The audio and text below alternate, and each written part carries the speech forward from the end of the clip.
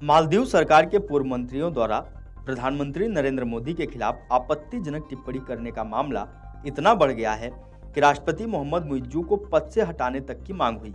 मुइज्जू को पद से हटाने की मांग किसी और ने नहीं बल्कि मालदीव के एक सांसद ने की।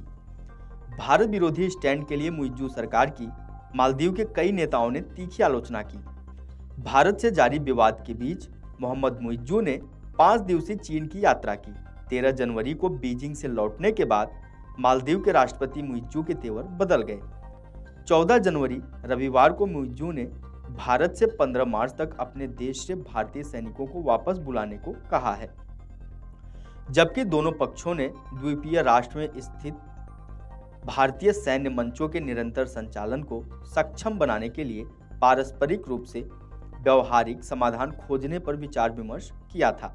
मालदीव के राष्ट्रपति के प्रधान सचिव अब्दुल्ला नाजिम इब्राहिम ने माले में कहा कि मुइज्जू ने मालदीव के प्रतिनिधि मंडल से कोर समूह की बैठक में भारतीय अधिकारियों को सूचित करने के लिए कहा है कि 15 मार्च तक भारतीय सैनिकों को वापस बुला लिया जाना चाहिए। इब्राहिम ने कहा कि भारतीय सैन्यकर्मी मालदीव में नहीं रह सकते और यह राष्ट्रपति मुइज्जू और इस प्रशासन की नीति है।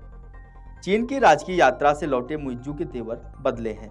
13 जनवरी को दिए बयान में उन्होंने कहा कि चीन मालदीव को दिए गए कर्ज की भुगतान अवधि बढ़ाने पर राजी हो गया है।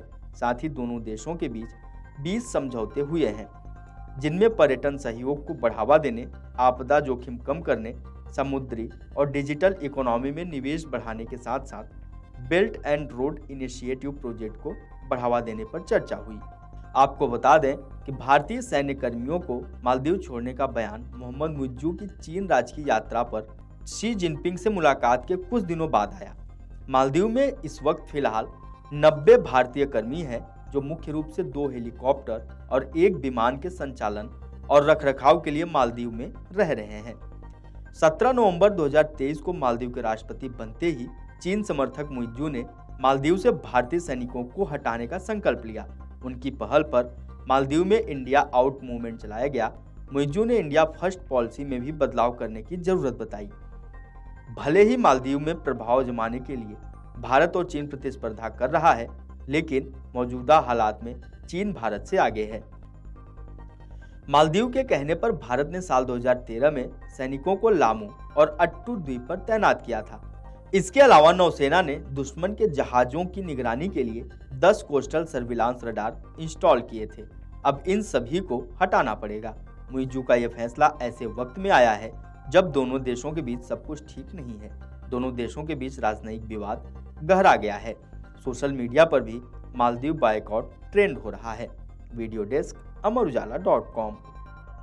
अगर आप ये वीडियो YouTube पर देख रहे हैं तो हमारे चैनल को सब्सक्राइब करें और बेल आइकन को दबाना ना भूलें। अगर आप Facebook पर ये वीडियो देख रहे हैं तो हमारे पेज को लाइक करें।